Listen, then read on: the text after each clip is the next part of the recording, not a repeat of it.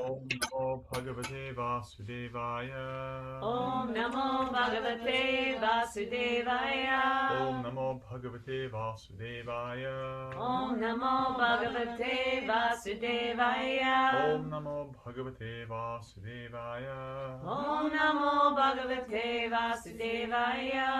Narayanam Namaskritya Narang Chaiva Narottamam Deving Saraswatim Vyasam Tato Jayamudidayet Nashtaprayeshva Padreshu Nityam Bhagavata Sevaya Bhagavati Uttama Shloke Bhaktir Prabhuji Nashtaki.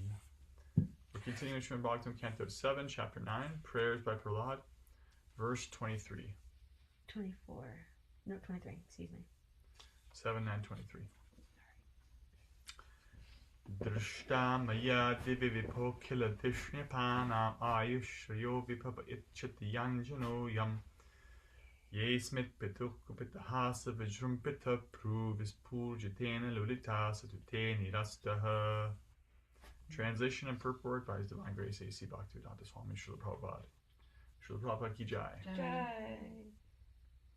My dear Lord, people in general want to be elevated to the higher planetary systems for a long duration of life, opulence, and enjoyment. But I have seen all of these through the activities of my father. When my father was angry and he laughed sarcastically at the demigods, they were immediately vanquished, simply by seeing the movements of his eyebrows. Yet my father, who was so powerful, has now been vanquished by you, within a moment. Purport. Within this material world, one should understand by practical experience the value of material opulence, longevity, and influence. We have actual experience that even on this planet there have been many great politicians and military commanders like Napoleon, Hitler, Subhas Chandra Bose, and Gandhi, but as soon as their lives were finished, their popularity, influence, and everything else were finished also. Prahlad Maharaj formerly gathered the same experience by seeing the activities of Hiranyakashipu, his great father. Therefore, Prahlad Maharaj did not give any importance to anything in this material world. No one can maintain their body or material achievements forever. A Vaishnava can understand that nothing within this material world, not even that which is powerful, opulent, or influential, can endure. At any time, such things may be vanquished. And who could vanquish them? The Supreme Personality of Godhead. Therefore, one should conclusively understand that no one is greater than the Supreme Great. Since the Supreme Great demands, Sarvatarman Parityajya Mam Ekang Sharanam Vraja, every intelligent person must agree to this proposal. One must surrender unto the Lord to be saved from the wheel of repeated birth, death, old age, and disease. Om Jnana Timirantasya Jnananjana Shlakaya Chakshurunmilitam Yena Tasmai Shri Gurave Namaha Vancha Kalpatarubhyascha Kripa Sindhubhya Vacha Patitanam Pavanebhyo Vaishnavebhyo Namo Namaha. Jai Shri Krishna Chaitanya Prabhu Nityananda Shri Advaita Gadadhara Shri Vasadi Gaura Bhakta Vrinda. Hare Krishna, Krishna Krishna, Hare Hare, Hare Rama, Rama Rama, Hare Hare, Hare Krishna. So, in last week's verse, Prahlad was saying that he's being crushed by the wheel of time, and therefore he surrenders unto Krishna's lotus feet. And this wheel of time is described more. The practical alternative to any kind of spiritual activity is just being engaged in this wheel. And so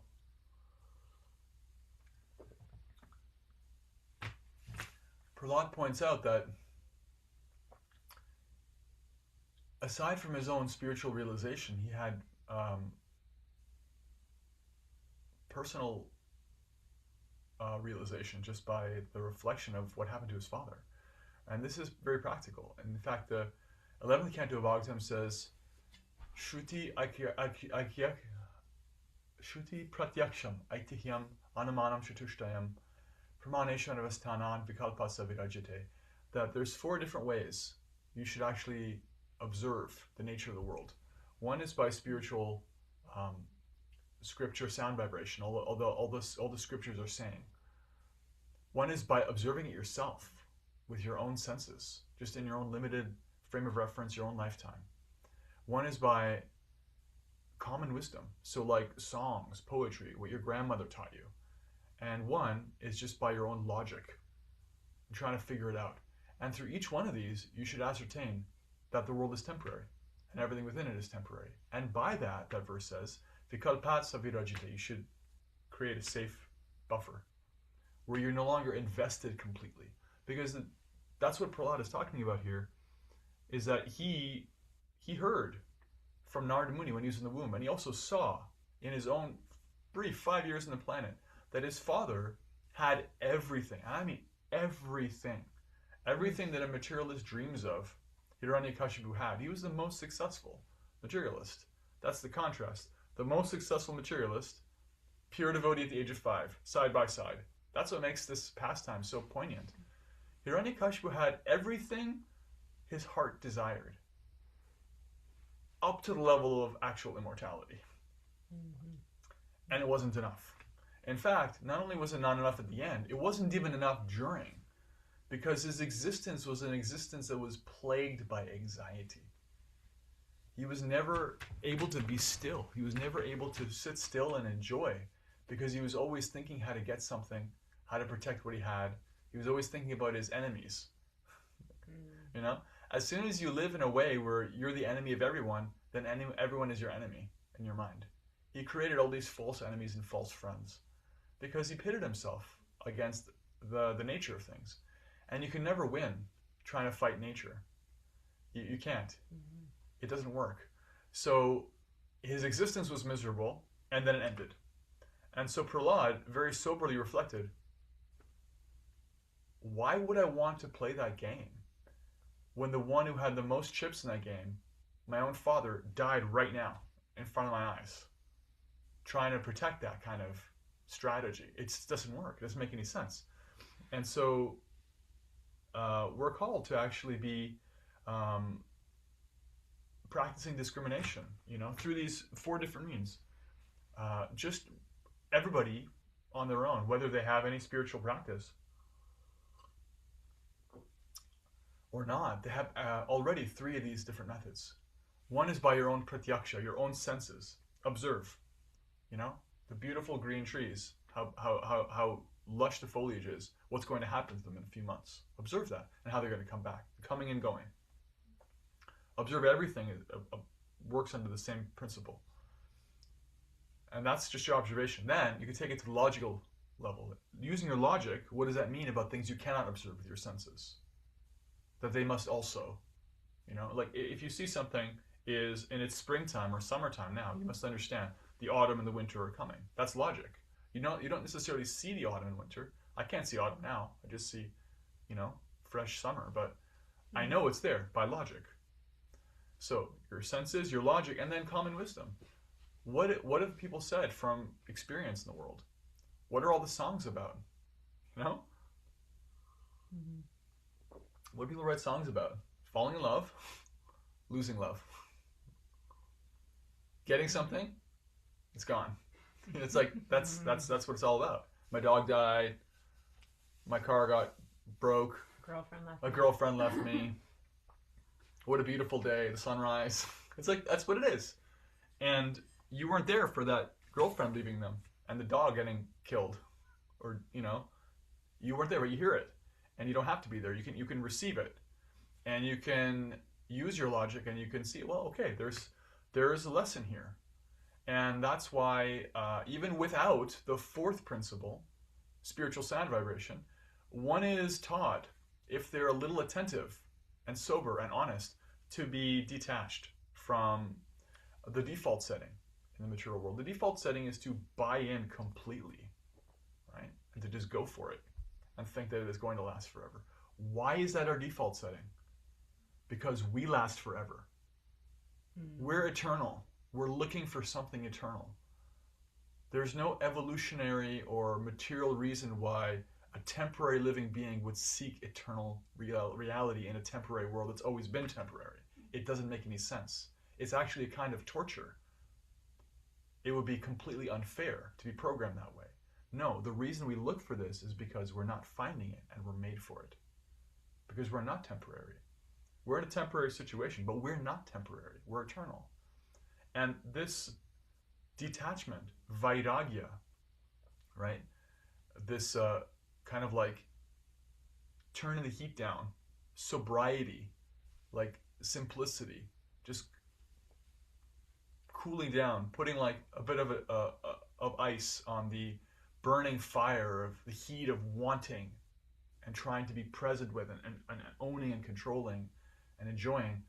This creates a healthy space that can be occupied ultimately by bhakti, right? By spiritual realization.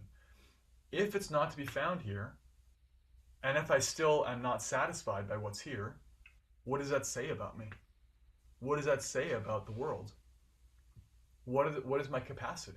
You know, who am I after all? These questions become very important, and that actually creates space for bhakti. Otherwise, without that vairagya, without that healthy detachment, anybody can come to you with Bhagavad Gita, the Mahamantra, spiritual realization. You can have a saint walk down the street, walk right by you, and you won't even see them. No. Why? Because you've got your little blinders on. That's the nature of consciousness. We can actually have total tunnel vision on anything. Anything. And it's up to us to pull back on that and take an existential moment and be like, wait a minute, but why? What's going on here? And what's the context, right? And so that's what Prahlad is saying. He's like, yeah, I don't want to play that game. I've already said I don't want to get into that wheel of time and get crushed by it. I've already said I'm taking shelter of you. And by the way, I have ample examples of how the idea, the premise behind that game doesn't make any sense and doesn't work, right? Sometimes somebody comes up with a very convincing,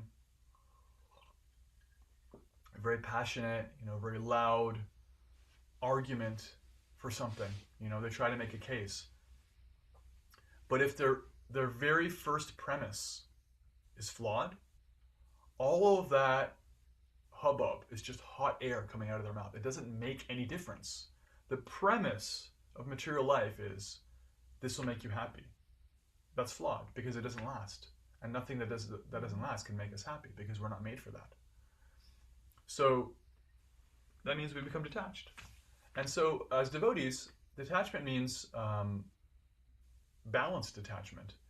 See, until somebody recognizes that even the temporary things, all the different seasons, all the winning and all the losing, the World Cup is starting today, someone's going to be heartbroken, someone's going to be over the moon, someone's going to score a goal that's going to suddenly inject their exhausted body with enough energy to run up and down the field like they're 6 years old again, right? It's going to happen. And we just recognize that all these comings and goings are always coming and going, but they're connected to source. Without that realization, one can become falsely detached, where there's like a sense of contempt, disgust, ennui, just existential angst, like, I'm so over all of this. It's all useless. All relationships are useless. Beauty is garbage. Nothing makes any difference anymore. And that's a temporary situation. One doesn't stay in forever because we're not made for that. It's a kind of impersonalism. It's like, make it all go away. Let's just all have nothing. Let's just all be liberated from this big mess, right? Usually just as a result of becoming frustrated in their material desires. But as devotees, we don't give in to that kind of temptation of, oh, it's all just bad. Because we see, how can it be bad? Even the good and the bad that's temporary is coming from the supreme source. So there must be some utility in it. There must be some lesson in it for me. There must be some way in which I can offer my experience to Krishna. There must be some way in which I can offer the fruits of it, monetarily, wisdom-wise, time-wise, energy-wise, any kind of resource, any lesson, anything that I can get from this, I can offer back in service. There has to be, right?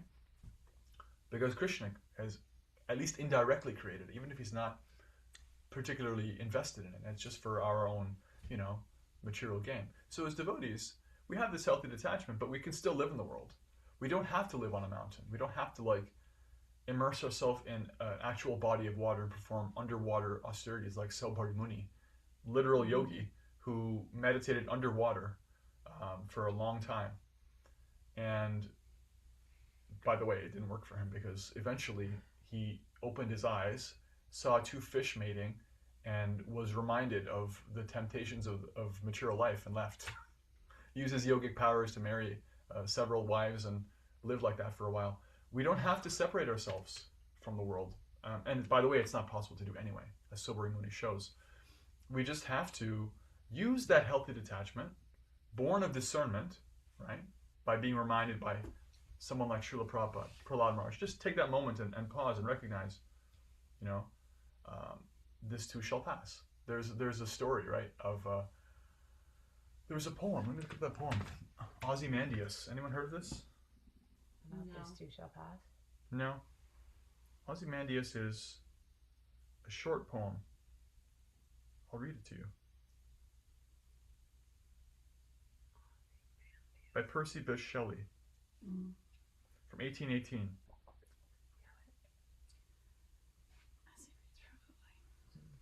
I met a traveler from an antique land who said, "Two vast and trunkless legs of stone stand in the desert." A ruin, right? Of a giant statue. Near them on the sand, half sunk, a shattered visage lies, whose frown and wrinkled lip and sneer of cold command tell that its sculptor well those passions read, which yet survive stamped on these lifeless things. The hand that mocked them and the heart that fed, and on the pedestal these words appear: "My name is Ozymandias, King of Kings. Look on my works, ye mighty, and despair. Nothing beside remains. Round the decay of that colossal wreck, boundless and bare, the lone and level sands stretch far away." That, yeah, everything's coming and going. And there's no point being like Ozymandias, so proud of your temporary winning, because you're just going to be a statue in the middle of a desert if that's where you're invested. And there's no point identifying too much with the losing either. And to use that healthy detachment to fuel our bhakti practice, right? So that our heart is not invested deeply in an entangled way in the moment-to-moment winning and losing in the material world. That's the whole point. That's the lesson here. Because it's going to happen anyway. Everyone's going to have their teachable moments. They're going to have these moments where they're like, "Oh my God, what was I thinking? What is this?" And just use that. Use it as fuel for your bhakti. Create healthy detachment, healthy space. Live in the world, but don't be like, like a tree, just like sinking its roots deeply into the soil. Don't sink your roots into the soil of this world. Don't take it so personally. Use that healthy detachment to turn to Krishna. That's what Prahlad is literally doing. He's face to face with Nrsingadev. He's reminding himself, like, yeah, I definitely don't want to do that. I don't want to sink my roots in that. You are my home. And so you please give me shelter. Om Tat Sat. Hare Krishna. All right. What did you hear?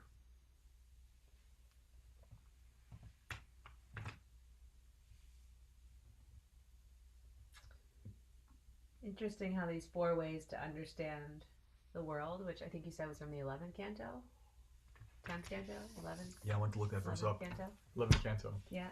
I think many people would buy into and just naturally do the first 3, like observe it yourself, use your own logic, common wisdom. But then this 4th missing ingredient in the magic Krishna cookie, right, is spiritual sound vibration. It really is. Otherwise, we'd all be liberated already. Right. And so then that's what Lord Chaitanya gave us, this missing link, and one way or the other that deeply impacted each of us here who are deciding to gather on a morning and start our, to bookend our day in this way, or at least start our day in this way, because we know how much it's helped us to then come to these greater questions and to understand that, okay, I'm never going to win trying to fight nature, right? Like, I don't want to be that statue in the desert one day. And, like in our japa affirmation, I want to feel that Krishna's internal potency protecting me. I want to feel that connection so that I can serve better. And so then we're all here to then join that, try, or I guess you can't really use that word, that army of spiritual warriors to then help other people to consider this 4th way of also understanding the world and ourselves. And Yeah, it's just it's so practical. It's like so deep and so there's and so spiritual, and yet it's also so practical. And I love the bringing it back to these ways and tangible ways that we can understand how to live in this world and know we're not of it. So I really appreciated that you sharing that list. Yeah, it's a really nice verse. It's Canto 11, chapter 19, text 17. Um, 11, 9, 17. 11, 11, 19, 17. Mm, great, thank you. Yeah, you know, the Shruti, the the spiritual sound vibration of the Shastra really gives that positive alternative too, because the other three can only help you become detached, which is ultimately a negative process. It's like, well, so it's not that. That's not where I can put my heart. But what you can see that by observation, um, that if people just stay in that, they're not actually happy. It's not actually a happy place to be, to recognize that, well, that's broken and that doesn't make sense and that's not eternal. It doesn't actually work, Mm-hmm. which means that our nature is not that we're nothing. We are something. We need a positive standing.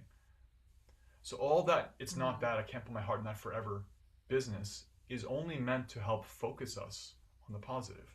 But without actual, um, if we don't know where to look, what direction that is, we remain incomplete, right? Mm-hmm. So the Shruti provides the positive choice, and that's why Prabhupada in the verse to today's in the purport to today's verse, he says Krishna himself has said Sarva Dharman Parityaja Mamekang Sharanam Braja. This is the conclusion of Bhagavad Gita, 1866.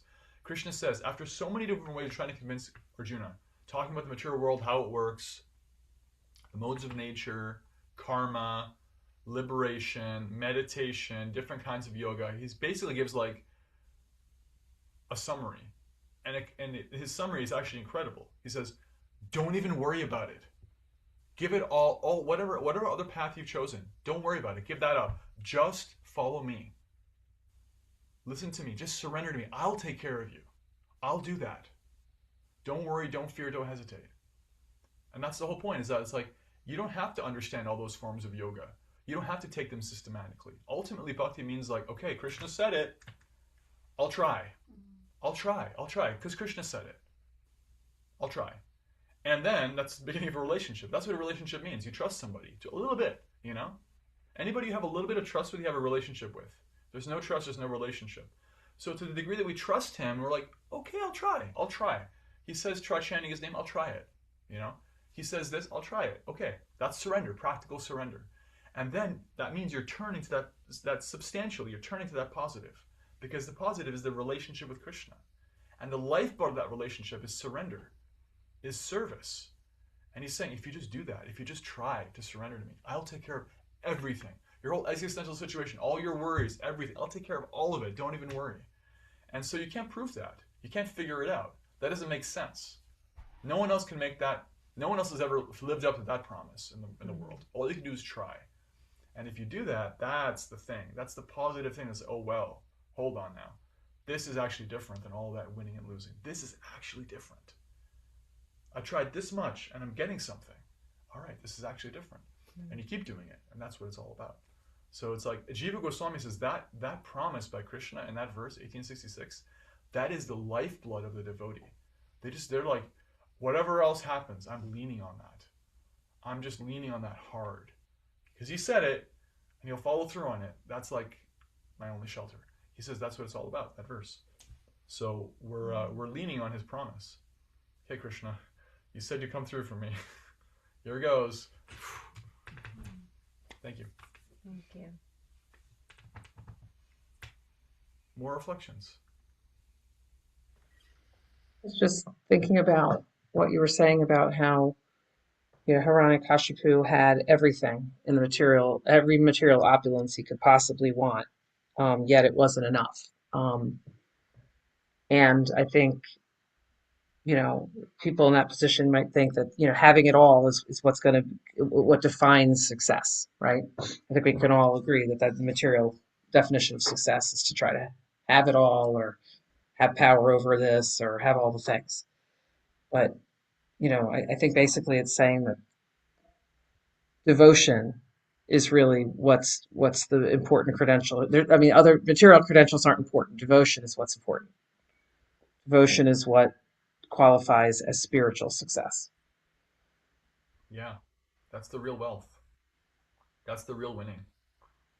Um, Nobody can estimate from the outside what the experience of a pure devotee is in their loving relationship with Krishna. How glorious that is. How joyful. Nobody can understand that. But you can observe pure devotees and you can see, like, they're tasting. That was my first realization, actually, in Bhakti. In 2009, I met my future guru, and he was hosting a program where it was like a little talk in Kirtan in Toronto. And I don't remember anything he said. Still, I don't. Something about the Mahamantra. I remember him chanting. But the thing I remember was I literally thought these words. I've never seen anybody this happy in my life. I've never met anybody this joyful. And it wasn't like it's a different kind of happy. I've seen people intoxicated where they think they're the happiest person in the universe. And you're like, yeah, bro. Okay, it wasn't that. This person wasn't kidding themselves. They were tasting something that was like categorically different. And I was like, I want that. I want some of that. And so that's the evidence, right? Is that there's a certain quality to their experience that you can't get from playing that game. Yeah. Thank you. Thank you. Hare Krishna, I thank you so much for the class and your comments. The other thing I thought about was the fact that it states, people in general want to be elevated to the higher planetary systems for long duration of life, opulence, and enjoyment. And, it's almost like it's got to be the here and now. Your devotion has to be present, in the today, and not looking for, well, when I get to a certain level of my devotion, I'm going to be elevated, and therefore I'm going to have all these opulences, etc., and then I'll be okay. Always looking for something else to make us okay. And it just struck me this morning that it was like, don't go searching for elevation as much as being in the present here today and showing your devotion in the presence. Thank you. Yeah, that's a function of the modes of nature, is that in the mode of ignorance, we think about the past, we lament, we remember, we're nostalgic. In the mode of passion, we're focused on the future. And only in the mode of goodness can we truly be present with anything, what to speak of our practice. So this like consumption culture, this,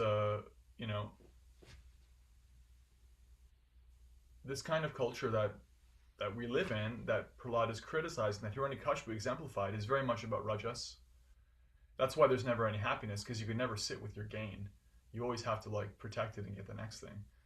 And that can happen even in our bhakti practice. We can bring that mentality subtly. It's like we're chanting Hare Krishna, we're like eating in the mode of goodness, sleeping in the mode of goodness, but still our practice can be tinged, where it's like, like, got to finish these rounds, right? Got to get to my service. And it's like, well, your rounds are your service too. What happens when you're serving? You're going to be thinking about your next thing, right? That's just rajas. That's just a trick to get us to buy in subtly to the idea that I can win. It's like, it's right here. Krishna's right here. He's available right now. And there's a certain power in being like, no past, no future. Like right now, this mantra, this syllable, like Krishna. Thank you. Any more reflections, questions, or comments? Hi, Krishna. I have a quick question for you. Sure. Well, maybe it's quick. I don't know. I've been thinking a lot about, you talked a lot about healthy detachment, and I've been thinking a lot about detachment in general. And I feel like in our society, detachment is something that is kind of like this. You become indifferent, right? Like you become, less engaged, less, whatever. And I feel like I just want to have a better idea from like a bhakti lens, because I was once told, and I like really firmly also believe in this, and I think it's true, that like indifference is actually the opposite of love. And I don't want to mix up detachment with indifference, because ultimately we're detaching because of the ultimate love, right? And especially when you're like living a life where like right now I'm a mother and like life is busy. I'll be a mother for an eternity, right? So like forever. But it's like right now I have to be there for Eleanor in a lot of ways. And I can't like I don't understand how, especially in parenthood, like this is a big deal, right? How do you actually practice detachment with while staying like completely nurturing and loving and caring and devoted and supportive and like knowing that this is part of my devotional service, but like how it's just a funny dance. And I just want to hear a little bit more about like you kept saying healthy detachment, but I'd love for you to like elaborate on that a bit more if you could, please. You have to really clearly see your activities as service and deal with them as such, and service to Krishna. And you have to have a strong sadhana side by side that gradually qualifies you to recognize that truth and not just have it be a philosophical idea. Um, the whole point of something like parenthood, which is probably like the perfect example, there really is no better example than that, is that it engages our desires in a form of service. It does. I mean, practically, even if somebody doesn't have a spiritual perspective at all, just having children is already going to teach them about service. That's the universe. That's Krishna's arrangement. That's why it's the way it is. You want to live forever, you can live forever through your kids. You want to own and control, you can try and do that through your kids. But you also have to learn to put your own ego aside to some extent. There's some purification that comes. All of our egoistic activities get purified by trying to be of service. So already that's there, right? Now as devotees, we're directly and explicitly going out of our way to remind ourselves that this is a service, because this is a soul that's been entrusted to me for some time, and I have an extremely important role, right? And in that role, I can make a huge difference in their life, right? I'm actually meant to channel, like you're actually channeling some of Radharani's energy. You know, what we heard about in the japa affirmations today is that when we're chanting, we're feeling ourselves surrounded by the internal energy. That's Radharani, that's Hladini Shakti. She's taking care of us. She nourishes and maintains the devotee, right? She's the supreme mother. Like, we're all depending on her. So every mother, everyone who's occupying any maternal role anywhere, whether they're male or female or otherwise, they're taking some of that energy, whether they know it or not, and they're applying it in a context. So your job is to, in your sadhana, ask Radharani to empower you to do the service that she wants you to do. And that's true for anybody, by the way. Like, we're all asking for help in our service. It's just that for you, as for many people, their service includes being a parent, being a mother. And doing that. Detachment means not detachment from your service, because your service includes loving and caring for your child. Detachment from the idea that this is everything. Detachment from the hype, from the exaggerated ideas around it. And that happens with sober sadhana, with reading. That's healthy detachment. Otherwise, it's not possible to have healthy detachment. If we don't read these verses, we'll lose it. We'll spiral off we'll buy the same hype as everyone else is buying. And then it'll be a big surprise when the game doesn't work for us. So you have to keep hearing. You have to have that side by side. Have your like in the world, ground level service going on, but you have to have a very, very clear hearing and chanting program every single day that keeps you sober and dissipates the hype that the material world is full of. So you can then, you can ask Radharani for help. So you can be a mother on her behalf, right? That's what makes it possible. Otherwise, not possible. That's kind of what's coming to me. How does that land for you? Yeah, that was really helpful. I really appreciate hearing what you said about like healthy detachment is realizing that there's something more than like this thing that's right at hand. Like that's not the end all be all. That's really helpful to hear it said like that. And I really appreciated a lot of what you said too about like asking for Radharani's mercy. That's something that I feel like I can do better at. So I really appreciate that. Thank you very much. Yeah. We all need that. I mean, anybody who's ever felt like the mother's love, they just felt an extension of Radharani's love for all of us, just in the material energy. So, where else would you go? She's the actual best. More reflections? Can you talk a little bit about like this whole thread that I want to pull out is this idea of like recognizing your service while also like the relationship with discernment and discrimination, like, you know, 1866 of the Gita, like you said, it's like, okay, just focus on Krishna. And how can we, as spirit souls in this human existence, look at the world like through Krishna's eyes, or like to see Krishna in a way where like it becomes easier for us to like, I keep thinking about this like story of like, you know, a guy finds himself trapped on a deserted island, and he's like, okay, I'm gonna pray for, you know, for help, and I'm gonna get that help, and you know, a helicopter comes and to rescue, and the guy's like, oh no, I've prayed that it's coming, and God's coming. Yeah, and God goes, I sent that, you know, like how can you, and maybe that's like a crude example, but like thinking about like how can I open up my perspective in like wanting to trust my own discernment in those like four principles of like how I can observe and how I can use the common wisdom and use my own internal judgment to give to like, I don't think that those are like checkpoints, but they help me to prioritize my spiritual practice and like to have that exposure to the sound vibration, to be exposed in a way where this feels very like contained. And so when I go out into the material world, how can I remember these things? Like, and I think maybe part of it is like you just mentioned to Madhuri, is this sort of like you have this sobering practice of you're hearing and chanting every day as that reminder. And like for me, I'm still like trying to like get into this place of, okay, I chant, and then how do I show up elsewhere? And like I think the other thing we've talked about recently is like, oh, how would someone know that I'm a bhakta without speaking the name Hare Krishna? And like thinking about that of like, how can I always think about Krishna in a way where I'm seeing all these things happening around me, for me, to me, as Krishna's divine inspiration.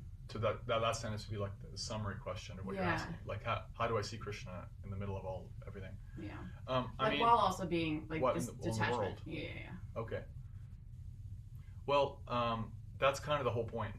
So if it doesn't happen overnight, that's why. Yeah. It's because we're working towards that.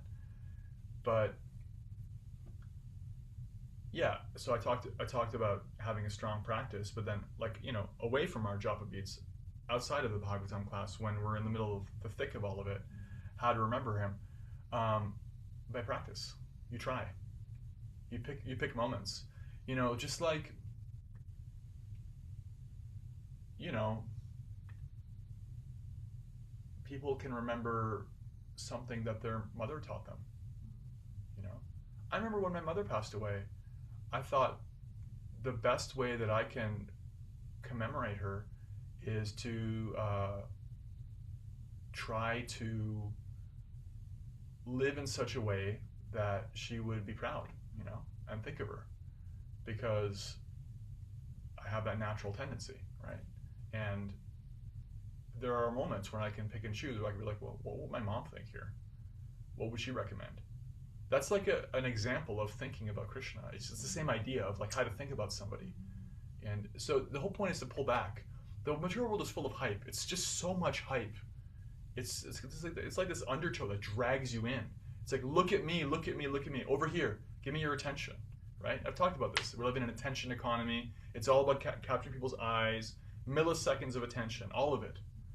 And our real power, our real resource is in our attention. So just choose a moment anywhere and withdraw from whatever the hype train is trying to sell you on, and be like, okay, I'm right here, right? Like presence. Like we heard, not the future, not the past, just presence. Maybe you're not chanting japa. Maybe it's not presence with your japa, but presence with whatever. And you'll find something. You'll find a person, you'll find nature, you'll find something, and you can see that as an extension of Krishna if you're present. Otherwise, you can't, because you're in the hype, and the hype takes all the context of everything away. That's the problem.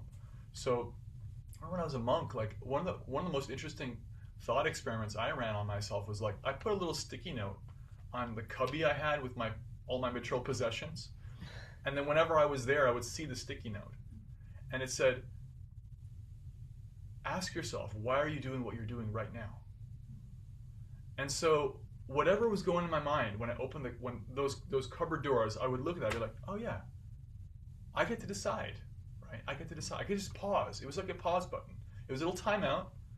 Catch your breath. What's the purpose behind what you're doing right now? Whatever it is, right? And I can tell you, I can honestly promise you, even as a monk, there are so many material reasons you can have for doing whatever you're doing. There's no guarantee just because you put a monk's robe on, you're surrounded by other people, that you're some kind of pure devotee now. So it's like you have to give yourself permission to just be like, oh, hold on, what's going on here? Just give a second, breathe, hear the birds. Oh yeah, Krishna's created summertime. That's pretty cool, right? That's a thing. And Prabhupada did that. He would go on his walks and be like, look at this. Isn't this amazing? He was seeing everything as Krishna all the time. One time he was on a walk, it was a winter, and he was walking with his walking stick. And every step he was taking, he would find a puddle and crack it with his stick. And his disciples were like, this is so interesting. And at some point they looked at him and said, Srila Prabhupada, can you explain what you're doing? He said, yes. You see, the water's natural state is to be liquid, but it is temporarily frozen. Similarly, the living entity's natural state is to be with Krishna always. And it is my service to help them remind them of that. So I'm playing a game. I'm paraphrasing it. Beautiful. This is the vision of a pure devotee, right? He's like, you're just thinking you're frozen. You're actually water. And he's just like walking around seeing a little bug, like, you think you're a bug. You're actually an ecstatic devotee.